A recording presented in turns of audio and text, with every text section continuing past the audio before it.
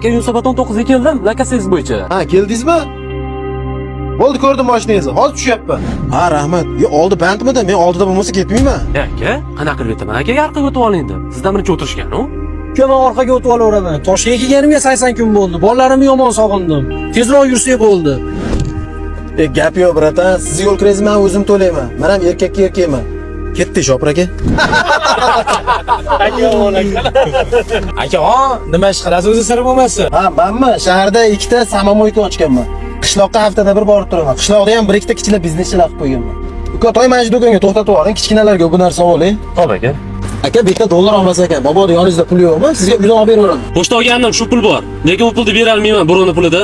Ha, unchalik bo'lsa qo'yavering. Odamni xijolat qilib yubordingiz. Olmay qo'yaveraman endi. Uka, uydan olib bersangiz men beraveraman. Oyligimdan mana 1 million. Gap yo'q ey, bratan. Jillaringiz o'yib jorsam bo'ladigan bo'ldi. Mana yetib ham keldik. Ha, uka, o'zingni yurtingdan zo'r baribir ham yo'q-da.